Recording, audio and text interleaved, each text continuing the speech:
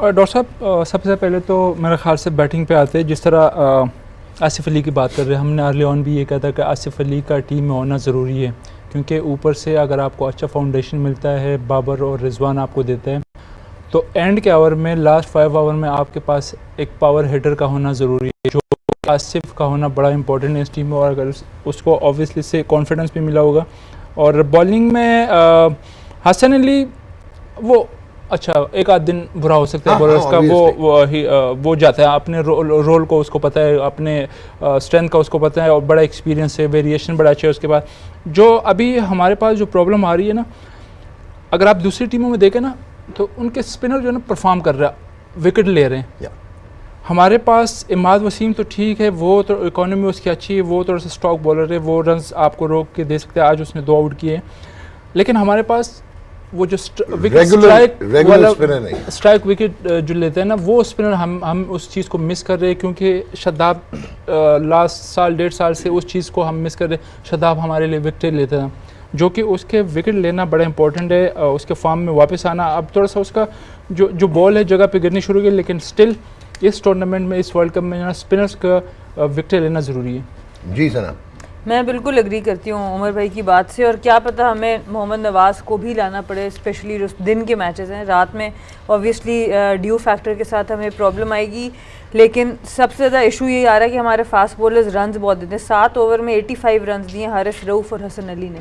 ये आपका weak link इस वक्त बॉलिंग में नज़र आ रहा है, बाकी जगह पे इतना नहीं है। और बैटिंग में मोहम्मद रिजवान नो डाउट 2 साल बहुत ज़बरदस्त रहे हैं, पर मुझे लग रहा है कि अब बहुत सी टीमें उन पे होमवर्क करके आएंगी। उनके स्ट्राइक रेट नीचे जा रहा है, दोनों मैचेस में हमने देखा है। जबकि वार्म अप मैच में मुझे अच्छा लगा कि इन्होंने मोहम्मद वसीम को भी आज 2 ओवर करा दिए, प्लेयर्स को ट्राई किया, हैदर अली को भी थोड़ा सा, हसन अली खैर आया नीचे, लेकिन एक वहाँ पे इशू आ रहा है, और एक मोहम्मद हफीज़ जो एक पर्पल पैच था उसमें से वो निकल हो गया। अब वो थोड़ा सा स्ट्रगल करते नजर आ रहे हैं। तो ये 2 जगह बैटिंग में आपको देखना पड़ेगा, और बॉलिंग में हमारे फास्ट बॉलर्स रन्स बहुत दे रहे हैं। अगर विकेट्स नहीं भी दे रहे तो एटलीस्ट कंटेन करना चाहिए। राशिद, अब आए ये 2 क्वेश्चन इस पे बनते हैं। एक तो क्या हमारी जो मैनेजमेंट है, सकलैन भाई और मैथ्यू हेडन एंड हुसोएवर जो भी हैं स्टेक होल्डर्स, मोहम्मद हफीज़ पे कोई चांस लेंगे? हाँ, मैच लेंगे, ये ऐसे ही मैच था यार। नहीं, अच्छा ओके, अब मुझे बताइए कि स्पिनर्स पे जिसमें फ़खर जमान वापस आ गया हो तो सोच लो उसकी वैल्यू कितनी होगी। ठीक है ना, कॉमन सेंस है, और common is not so common. Okay my God, इसको एक्सप्लेन करने व्यूअर्स को नहीं समझ आता, मैं तो आपकी फिलॉसफी समझ लेता हूँ, जरा एक्सप्लेन करें जी। ये फ़खर ने अभी बात की रिजवान की बैटिंग की ना, न्यू बॉल पे थोड़ा पकड़े जाएंगे लग रहा है मुझे, डाउट हो रहा है। ओके, ऑफ स्टंप के बाहर आएंगे, 5वीं 6ठे स्टंप पे अगर बॉल करते हैं, ये मोस्टली हर बॉल खेलेंगे तो स्वीपिस रीजन में जाना चाहते हैं। ये मुल्तान के मैच देख लें या केपी के मैच देख लें, इनको शॉर्ट ऑफ लेंथ यहाँ बॉल करेंगे, यहाँ 67%, 0.99% या 98% या 82%, तो यहाँ पे आउट होने का रेशियो बहुत ज़्यादा है इनका। ओके, तो कोई भी होगा, स्पिनर लाएंगे तो हमें बहुत फ़ायदा होगा, क्योंकि इनकी ये एरिया बहुत अच्छा है, मिड विकेट से लेके स्क्वायर लेग और अंदर। लेकिन अगर तो ये शॉर्ट ऑफ लेंथ बॉल की, ऑफ स्टंप के बाहर या आगे पिच की, तो इनको पकड़ा जा सकता है। Okay ji, Azhar Mahmood, now coming on to Rizwan, जिस तरह के इनिशियली T20s में स्ट्राइक रेट का इशू था, फिर इनका वही पर्पल पैच और द वे ही प्रोग्रेस्ड, और ये अपने 129.9 सफ़र के स्ट्राइक रेट को 1 साल में 138 तक ले गए, क्यूमुलेटिव करियर का जो स्ट्राइक रेट है। यू थिंक कि वो जिस तरह वर्किंग आउट एनालिस्ट सारों के पास हैं, एंड ऑब्वियसली अब डाटा इंटरप्रिटेशन होती है, आप खुद इसलिए करते हैं, यू थिंक कि हमें middle of the tournament problem आ सकता है? देखिए, अभी जो पिछले 2 साल से आपने किया है कि आप रिजवान को ओपन करवाई है, और जो उसको रोल दिया गया है उसमें उसने काफ़ी सारे मैचेस पाकिस्तान को जिताए हैं, उसका स्ट्राइक रेट भी बहुत बेहतर हो गया है। लेकिन अगर आप मेरे से पर्सनली मेरे से पूछें तो मेरी ये होगी कि हम right and left hand combination के साथ फ़खर ओपन करे एंड रिजवान बैटर नंबर 3। हम फंसेंगे नहीं रिजवान को कि आपके पास मलिक, हफीज, देखिए इस टूर्नामेंट में ना आपके पास स्पिनर्स जो है ना वो ज़्यादा इस्तेमाल होंगे 6 ओवर के बाद। तो नए बॉल के साथ आपने पहले 6 ओवर यूटिलाइज़ करने हैं कि फ़खर जाके खुला खेलता है, फील्ड ऊपर होती है, ऊपर से जाके रन्स करता है, तो आप उस फर्स्ट 6 ओवर में 50-55 रन्स कर सकते हैं। एंड देन आपका बांग्लादेश से मैच आता है, आपका इंडिया से मैच आता है, वहाँ स्पिनर आएंगे और ये रनिंग बिटवीन द विकेट भी अच्छी है इनकी, और ये भागते भी बहुत अच्छा हैं, वो भी एडवांटेज है आपको। स्ट्राइक रोटेशन की भी बात हो गई, उसमें स्वीप मारते हैं, उसके बाद रिवर्स स्वीप भी मारते हैं, तो वो मिडल वाले पीरियड में जो है ना, जो 7 से लेके 15 ओवर तक वो बहुत अच्छा साबित। लेकिन जो राशिद की एक बात है जो ये आइडेंटिफाई कर रहे थे कि जो इनका एरिया है जहाँ पे ये 1-6 ओवर ये पावर प्ले के अंदर का है, पावर प्ले के अंदर, दैट इज़ द रीज़न कि ओपन कर रहे हैं, और अगर एक साइड पे सस्पेक्ट हैं तो जो लोग आ रहे हैं, और रिजवान ऑब्वियसली उनके दिमाग में तो होंगे when they have to play against Pakistan. जी बिल्कुल डेफिनेटली जी। अब देखें वो रिजवान की जो स्कोरिंग शॉट है इन पावर प्ले में, वो क्रॉस जाते हैं और उसके बाद वो फ्लिप करते हैं, हाँ वो करते हैं। अब एज अ बॉलर अगर मैं बात करूं कि मैं अगर रिजवान को बॉलिंग कर रहा हूं, जैसे राशिद भाई ने कहा ऑफ स्टंप के बाहर रखूंगा, मैं 2 फील्डर पॉइंट पे रख लूँगा, मेरे पास थर्ड मैन है, स्लिप रखा हुआ है, मैं 6-3 की फील्डिंग से जाऊँगा, ठीक है। और फाइन लेग उसके लिए मैं जो फाइन लेग अंदर की लेने के बजाय मैं 45 पे पीछे बंदा रखूँगा। अगर मुझे चल के मारता है तो यहाँ से जाएगा, तो इट्स डिफ़िकल्ट शॉट, अगर वो क्लियर कर जाता है गुड इनफ, तो वो प्रॉब्लम हो सकती है। इसीलिए मैंने कहा कि जो मैंने बात की, जो राशिद भाई की बात को सेकंड कर रहा हूँ कि फर्स्ट 6 ओवर में अगर वो नीचे आएंगे तो वो हमारे लिए ज़्यादा फ़ायदेमंद साबित हो सकते हैं। ये this is my personal feeling, और अब मुझे नहीं पता कि मैनेजमेंट और उनकी क्या, आपने क्या ऐड करना है सर? ये जो इन्होंने जो बातें की है ना, मुश्किल बातें हैं। 6-3 ये है कि 6 फील्डर ऑफ साइड पे होंगे, 1 2 3 4 और 3 लात पे होंगे, लेग साइड 3 ऑन साइड पे होंगे। तो ये इनका 45 का मतलब है कि जब बैट्समैन बैटिंग कर रहा है, यहाँ से अगर एंगल लेते हैं, यहाँ पे एक फील्डर खड़ा होता है 45, बता दो ना। जी नहीं बिल्कुल सर बात सुनिए, ये मेरा काम था, ये आपका काम नहीं, आपका काम। आप इंक्रोच ना करें मेरी ड्यूटी पे। दिखाएं जी आज जो हो सकता है कि इंग्लैंड के अगेंस्ट भी जिस तरह उन्होंने परफॉर्म किया, और ईशान किशन ने और केएल राहुल ने, और आज आप देखें ऑस्ट्रेलिया स्कोरिंग 152 फॉर 5, अश्विन जो है 2 for 8, Chahar 1 for 17, Bhaveshwar Kumar 1 for 27, Steve Smith 57, Marcus Stoinis 41 not out 25 ball, Glenn Maxwell 37, Rohit Sharma 60 in 41, Rahul 39 in 31, and Surya Kumar Yadav 38 in 20. Surya Kumar Yadav SKY ji. Umar Gul ऊपर से शुरू हो जाए, अगर हम रोहित शर्मा, केएल राहुल, ईशान किशन, विराट कोहली, सूर्य कुमार यादव, रविंद्र जडेजा, तो ऋषभ पंत, तो मुझे ज़रा समझा दें 20 ओवर में करना क्या हमने? यही करना है, 3 ओवर पहले ख़त्म करना है। लेकिन लेट्स सी, अभी तो ये वार्म अप मैचेस है सर, उनका वार्म अप मेरे ख्याल 2 साल से चल रहा है, वो वार्म अप भी कर रहे हैं सारे। नहीं ऑब्वियसली क्रंच मैचेस में प्रेशर होता है, वर्ल्ड कप के मैचेस में, इंपॉर्टेंट मैच होते हैं, प्रेशर आएगा। इनके टॉप ऑर्डर को एक दफ़ा एक्सपोज होने दें, फिर देखते हैं कि ये लोग किस एक्सपोज कितने टॉप ऑर्डर के बैट्समैन अब एक्सपोज करेंगे, मुझे ये समझाएं। 3 ही है, 3 में से एक्सपोज हो गए। 3 नहीं सर, 5 तो मैंने चेक करा दिया आपको। लेकिन उनकी बैटिंग, डॉक्टर साहब उनकी बैटिंग तो बहुत तगड़ी है, बॉलिंग भी तगड़ी है, ठीक है, बॉलिंग भी तगड़ी है, लेकिन वर्ल्ड क्लास टीम है, जो no doubt about that, and they win all over, को वीक लिंक है नहीं उनके पास। लेकिन ये नहीं है कि इनको आप हरा नहीं सकते, आप इनको हरा सकते हो। वही बात है कि क्योंकि इनके बैट्समैन अगर आप देखें तो रन्स तो 180-190 कर रहे हैं, तो अगर आपका mind set as a bowling unit, अगर आपका माइंड सेट पॉजिटिव होगा कि हमने इनको आउट करने के लिए जाना है, ठीक है, हो सकता है 200 भी हो जाए, 210 भी हो जाए, लेकिन अगर आपका माइंडसेट अच्छा होगा, आउट करने वाला होगा, तो यही आप इनको 150-160 में आउट भी कर सकते हैं। Okay, you agree with Azhar भाई? बिल्कुल आई एग्री। और हमारी ये जो टीम है पाकिस्तान की, इनकी एक मेमोरी है इंडिया को बड़े टूर्नामेंट में हराने की, चैंपियंस ट्रॉफी के बहुत से। मैं वैसे बात करूं कि वर्ल्ड कप में आज तक लड़के नहीं हरा सके इंडिया को।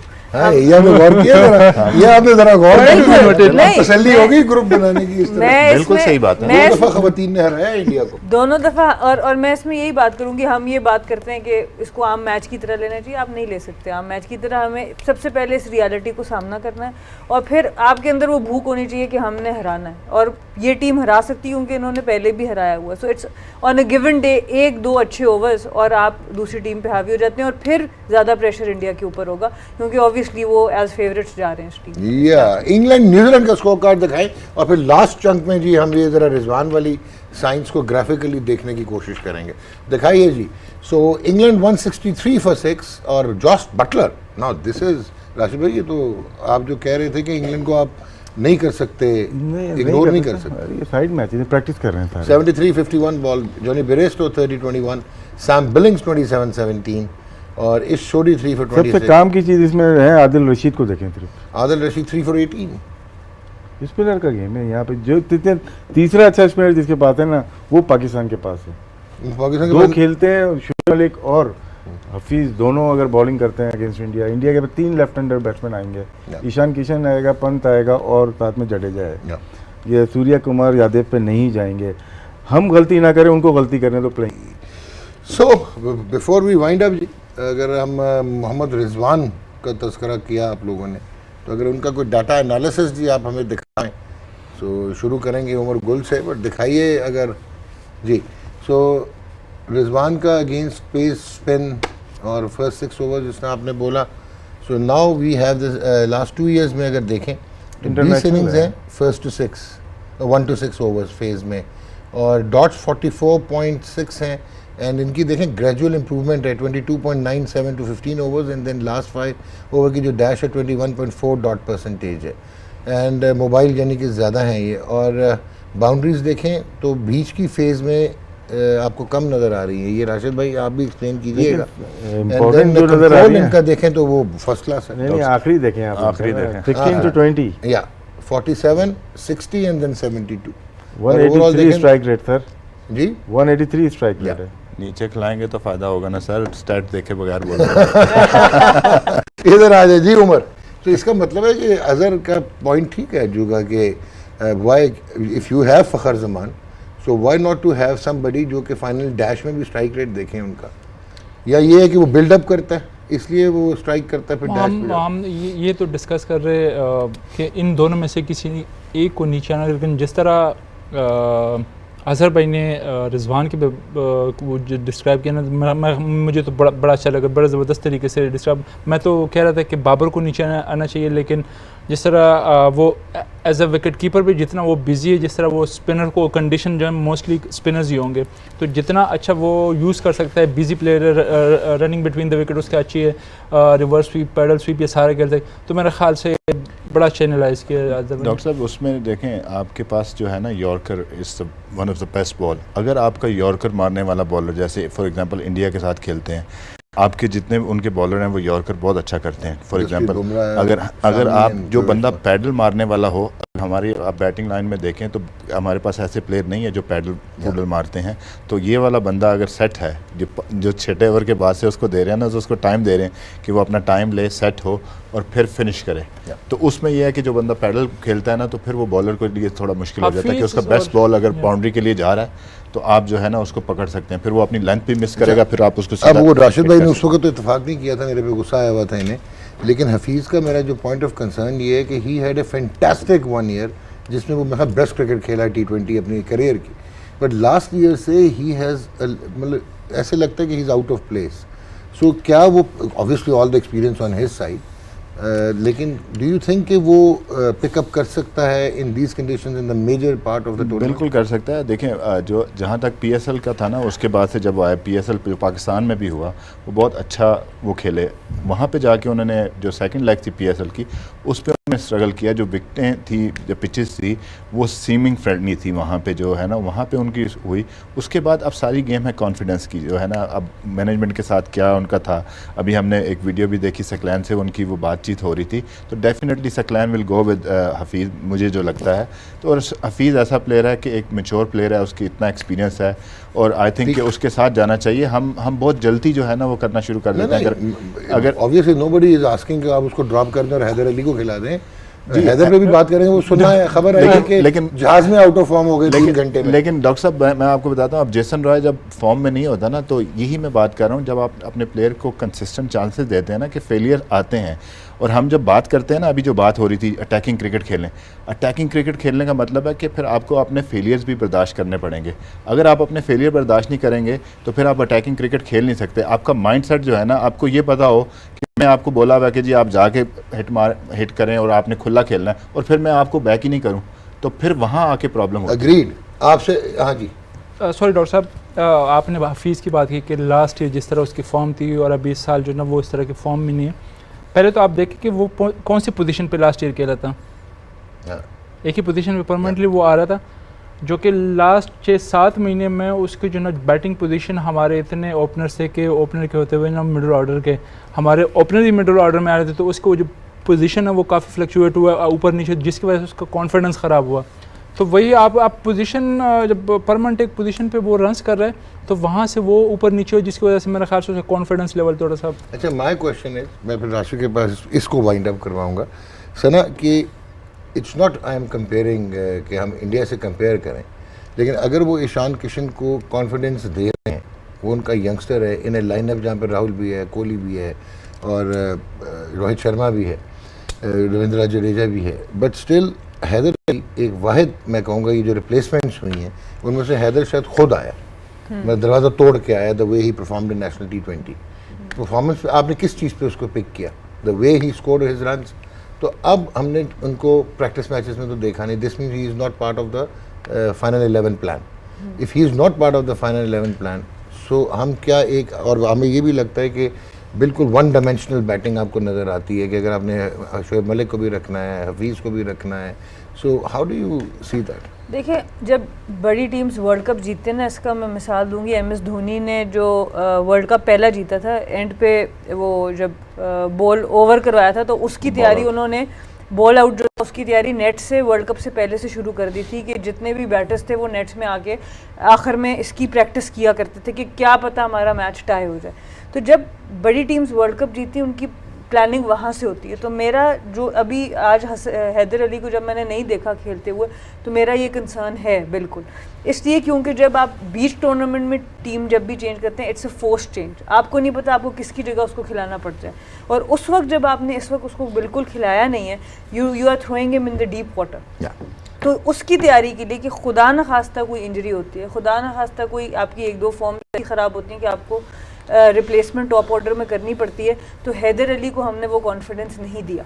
हमने देखा है कि उन्होंने इंडिया ने रोटेट किया, तो यहाँ पे मुझे लगता है कि ये हम लोग थोड़ा सा मिस कर रहे हैं इन दोनों वार्म अप्स में ये ट्रिप, क्योंकि न्यूजीलैंड तो आया नहीं, इंग्लैंड तो आया नहीं, यही 2 मैचेस थे जहाँ पे आपको इसको मैनेज करना है। जी राशिद भाई, इसमें मैं एक चीज़ कहूँगा कि अब देखें, अभी जब हैदर अली जब उनका हुआ था PSL के बाद, जब उनको प्रॉब्लम हुई थी, जब वो नहीं जा सके और हमने शोएब मकसूद को लिया था क्योंकि उनकी फॉर्म अच्छी थी। तो नॉर्मली क्या होता है जब टीमें आप बनाते हैं तो आपके जो रिज़र्व होते हैं ना, अगर आपका प्लेयर कोई इंजर्ड हो गया या किसी वजह से आउट हो गया टीम से, तो आप रिज़र्व वालों को पहले करते हैं, ना कि आप एक बंदा बाहर से आता है कि उसकी फॉर्म अच्छी है आप उसको टीम में डाल देते हो। इसका मतलब है कि आप प्लानिंग सही तरह से नहीं कर रहे। तो आपने अपने रिज़र्व वालों को, जो आपका जो 7वां बैट्समैन फखर की बात कर रहे हैं, 7वां बैट्समैन है, तो आप उनको नहीं खिलाते। हमारे हमेशा यही होता है कि जी बाहर से जो बंदा आता है वो अंदर आ जाता है और जो बंदा वहाँ, लेकिन व्हाट्स रॉन्ग विद दैट? अगर आप समझते हो कि he can deliver, but management इस वो समझ रही है कि हैदर अली से बेहतर है इस वक्त हफीज़, दैट्स वाई। नहीं, हफीज को रिप्लेस नहीं करवा रहा, मैं जस्ट आस्किंग कि उसको क्यों नहीं हमने ये अपना ये जो प्रैक्टिस वार्म अप मैचेस क्यों नहीं खेला? फिर वही हो गया ना, हैदर अली की अभी फॉर्म ख़राब थी, आप उसको निकालना चाह रहे थे, वो उस वक्त जा नहीं सके। अगर वो ना भी जाते तो आपने उसको निकालने का सोच लिया था। तो मैं ये बात कर रहा हूँ, अभी आप 2-2.5 साल में, पिछले 2-2.5 साल में इस टीम में जो है ना, पाकिस्तान की जो टीम है, इसमें 12 लड़के ऐसे हैं इस वक्त जो आपकी, जब आपकी टीम नंबर 1 हुई थी, 2.5 साल आपकी टीम नंबर 1 रही और 14 आप सीरीज जीतो, ये वही लड़के हैं। आपने बीच में क्या किया? इनके कप्तान हटा दिया, आप कप्तान हटा दिया, आपने इनको बाहर कर दिया, इनके कॉन्फिडेंस से आप खेले। अगर ये 2.5 साल इन्हीं प्लेयर्स को आप साथ लेके चलते तो इनका मोराल, इनका कॉन्फिडेंस लेवल बहुत ज़्यादा ऊंचा होना था।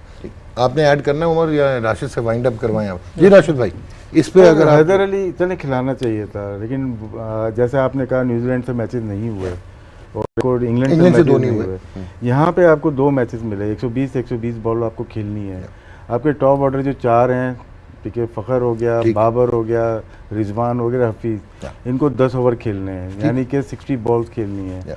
अगर बीच में हम एक और को लेके आ जाएंगे तो ये 10 ओवर में एक और एडिशन हो जाएगा, जो कि जो बॉल की जो डिस्ट्रीब्यूशन है वो सही नहीं होगी। तो इसमें देखें कि 10वें ओवर में आउट हुए हैं, हफीज़ आउट हुए हैं, तीसरा विकेट गिरा, एक फ़खर ऊपर खेल रहे, तो फिर आसिफ अली ने आके टेक ओवर किया है। तो ये फॉर्मेशन तो ठीक है, क्योंकि 2 मैच मिले हैं, दोनों में आपने यूटिलाइज किया अपने बैट्समैन, रन करे ना करे वो अलग चीज़ है, लेकिन आपको पूरा चांस देना है कि जो मैच खेलेगा ना उसको हमें पूरा चांस देना है। तो ये रीज़न हो सकता है। बॉलर होता है तो हो सकता है 6-7 में बना के उनको बॉलिंग करवा दे, लेकिन बैटिंग में न्यू बॉल थे या 10 ओवर में तो चांस नहीं लिया। और मेरा हो सकता है ये एक reason सेकंड हो। क्वेश्चन जो सना ने हाईलाइट किया था कि जितने एक्सपेंसिव हमारे फास्ट बॉलर्स हो रहे हैं, खासतौर पे Haris Rauf, do you think we can consider having Mohammad Nawaz जो कि बैटिंग भी बहुत अच्छी करते हैं? कैमरे लगने थे। अच्छा, कैमरे लग के चेंज हो जाएगा काम? नो, दिस इज समथिंग वो कैमरे लगे हुए आ नहीं रहा था पाकिस्तान लाइव। नहीं, रिकॉर्ड तो हुआ, दिखा भी देंगे आपको। फर्क कैमरे होता है, लगे हुए तो बड़े दिखाएंगे। ये आगे जी Mohammad Rizwan worse against pacers, और अगर ओवरऑल क्यूमुलेटिव 2 साल का इनका देखें तो ये बाउंड्रीज जो हैं इन्होंने कैसे ली हैं और कहाँ पे ली हैं, किस रीजन में? देखिए मोस्टली ऑफ स्टंप के बाहर कम बाउंड्री ग्रीन का निशान या, नजर आ रहा या, होगा या, आपको। मिडिल स्टंप और लेग स्टंप पे भरमार है चौकों की बहुत ज़्यादा। तो इसमें जो एक जो कंसर्न है, जो 6 मीटर पे अगर देखेंगे यहाँ पे, जो कि तकरीबन 18 फीट सेंटर लेफ्ट विकेट से हो वाले पे, जाएगा, हाँ जी। तो यहाँ पे अगर बॉल करेंगे, यहाँ पे इनका स्ट्राइक रेट कम है। शॉर्ट ऑफ लेंथ जो होती है पीछे ऑफ स्टंप के बाहर, उस पर 112 का इनका स्ट्राइक रेट है, जो कि इसको इम्प्रूव कर सकते हैं। बाकी जो परफॉर्म किया है उन्होंने लास्ट 2 ईयर, एवरी मंथ ये इम्प्रूव कर रहे हैं। मतलब मैक्सिमम इन्होंने, he is the highest run getter, 1000 plus कर दिया एक साल में। और डॉक्टर साहब इनके वर्क एथिक बहुत अच्छे हैं। जो सारे शॉट्स अपनी जो प्रैक्टिस में अभी हमारे साथ थे मुल्तान में, तो सारे शॉट प्रैक्टिस में वो करते हैं। ये वो नहीं है कि ला के बॉल किया और करें, स्वीप भी मारेंगे, रिवर्स स्वीप भी मारेंगे, नए बॉल के साथ जो है ना वो पैडल भी मारेंगे। हार्ड वर्किंग इंडिविजुअल और वर्क एथिक से आपको पता चलता है कि क्योंकि आप जब प्रैक्टिस हार्ड करते हो तो मैच बिकम ईजियर। और जाते जाते एक बात पूछनी है, आप मुझे आपने खुद ही याद करा दिया कि वाइट बॉल में शान मसूद किधर हैं? हमने तो टेस्ट से निकाला था, वाइट बॉल में किधर हैं वो? यार देखें, शान मसूद का मैं बहुत बड़ा फ़ैन हूँ, specially in white ball cricket के। एक बंदे की अभी हम बात कर रहे थे, फवाद आलम की बात कर रहे थे हम, जो उसको हम लेके नहीं आए, अब उनको लाए हैं। और आपने देखा कि पिछले साल में जो उसने इतनी परफॉर्मेंस की है। और शान मसूद को देखें कि उनकी परफॉर्मेंस वनडे क्रिकेट में बहुत अच्छी परफॉर्मेंसेज हैं उनकी, और उनको मेरा ख्याल है कि और इतने लंबे अरसे के लिए अगर उनके लिस्ट ए के मैचेस जैसे मेरे ख्याल 120 मैचेस हैं उनके। मैं यहाँ पे एक बात करूँगा, अब शनवारी जो हैं, अब वो शनवारी बाहर हुए, ठीक है। अब वो लास्ट टाइम वो जब पाकिस्तान से खेले वनडे क्रिकेट में तो उनके 5 आउट थे, ठीक है। उनकी 2 मैचेस, एक कराची का मैच था और एक मैच उन्होंने खेला साउथ अफ्रीका के अगेंस्ट, जहाँ पे डेविड मिलर ने उनको रन्स किए। वो बेचारा इस वजह से टीम से बाहर हो गया कि हम उस T20 की परफॉर्मेंस हमने वनडे में भूल गए, बाल डाल दी। आप कोच थे, बॉलिंग कोच तो थे ना आप लोग, उसको वर्ल्ड कप में लेकिन अगर यार बात नहीं होती कि कैप्टन से कि यार इसको बाहर नहीं शनवारी को। बिल्कुल, आप ये देखें, जो हम 2019 के वर्ल्ड कप में गए ना, वहाँ पे उनके साथ ज्यादती हुई। उस वक्त आमिर जब गए हैं टीम के साथ, जो इंग्लैंड गए हैं, वहाँ हुआ, क्योंकि वहाँ मिकी ने स्टैंड किया। नहीं, वो बाद में आया। अच्छा, वो बाद में आया। वो वहाब का तो खैर सिलसिला ऐसा था कि वहाब को तो मिकी ने भी कहा और इंदी भाई ने भी कहा ये हमारे तो प्लान में नहीं है, तो वो खैर बात उधर चली जाएगी। लेकिन मैं ये कह रहा हूँ कि वहाँ पे उसका शनवारी के साथ ज़्यादती हुई, क्योंकि उस वक्त आमिर की परफॉर्मेंस नहीं थी। लेकिन वो वर्ल्ड कप के लिए आप जा रहे थे, इंग्लैंड जा रहे थे, तो वो टीम में आए। किधर है मोहम्मद आमिर? तो अभी इस दफ़ा भी सेम चीज़ हुई है, 19 की गलती दोबारा रिपीट की गई है यहाँ पे, इस टीम में भी 4 नए आ गए। इसमें क्या करें, एक्सपीरियंस यार ये इस पे आप अगर वो दिखा दें, ये अगेंस्ट स्पिनर्स आप देखें, लेकिन इसमें राशिद सेम चीज़ है। सेंटर की बॉल देखें और लेग स्टंप पे, ऑफ स्टंप पे थोड़ा सा कम, लेकिन ये इम्प्रूव कर रहे हैं। अगर हम पुरानी 2 साल पुरानी देखेंगे इनकी स्ट्राइक रेट वगैरह तो बहुत कम था, लेकिन अब ये वर्ल्ड क्लास प्लेयर है। सिर्फ मैं पाकिस्तान के लिहाज से नहीं बोल रहा, ये वर्ल्ड क्लास प्लेयर है। और दिखाएं जी, वैगन व्हील भी इनका दिखाइए, इनका हमने अब वैगन व्हील भी देखना है। और ये देखिए जी, ये एक इंटरेस्टिंग है कि पोजीशंस अगर आप देखें सना और उमर के, strike rate of 141 and then we see 262 and 351। तो राशिद बोल रहे हो तो एविडेंस है। इसमें क्या है कि सकता हूँ, ये पूरे इनके करियर की है, जहाँ जहाँ ये T20 खेले हैं। लेकिन राशिद वो तो नजर आ रहा है, जो आप बोल रहे हो वो तो स्टैट्स बोल रहे हैं। आप बोलें नहीं, आप जो बोल रहे हैं वो स्टैट्स आपको एविडेंस दे रहे हैं। उसके बता सकते हैं। लॉन्ग ऑफ पे देखें 100 है, ये 100 की स्ट्राइक है इनकी, 95 एक्स्ट्रा कवर पे या कवर रीजन पे 91 आप देखें पॉइंट, और गली के 57% यहाँ पे है।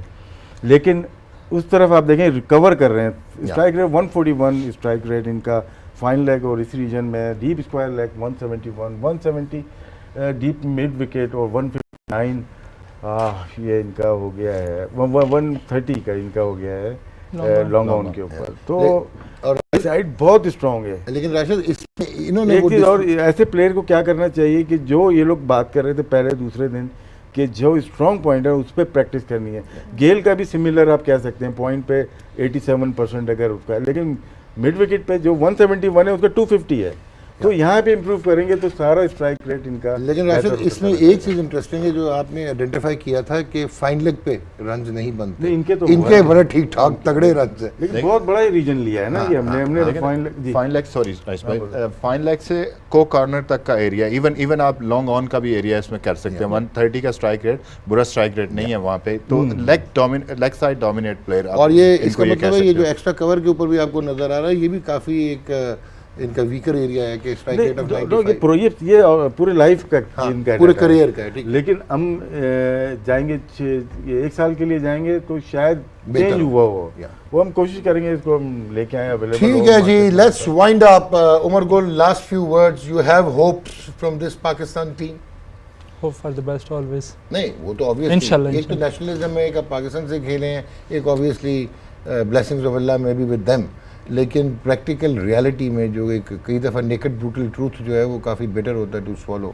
तो आपको लग रहा है कि we are there, we can challenge for the last condition दे के जहां पे हम कह रहे तो होप तो होनी चाहिए। ठीक है, योर बिल्कुल जी, होप से फुल उम्मीद से जा रहे हैं और इंशाल्लाह देखते हैं कैसे। इन्होंने ऊपर से आवाज़ आ जाए कि सारा कुछ मेरे तरह छिड़िया करो। जी सो जी राशिद जी, हमेशा होप रही है, स्पेशली इंडिया पाकिस्तान के मैच में हमेशा हम हारते हैं लेकिन हमेशा एक होप होती है कि हम जीतेंगे।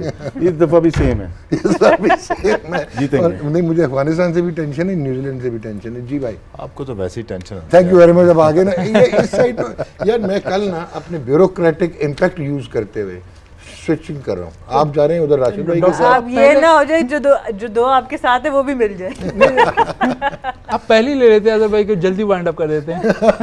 एनीवेज, वी विश कि पाकिस्तान जो है they get to a flying start in the super 12 stage. आज झटका तो ज़रूर लगा होगा, बट एज राशिद सेज कि आप एक्सपेरिमेंट कर रहे होते हैं, वार्म अप है, so we will see them in full match.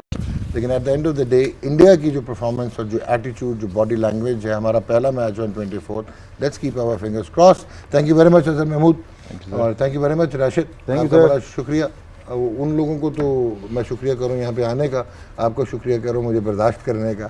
Thank you very much Sana, and of course Gul, you are a good man. कल से आप उधर, अजहर इधर।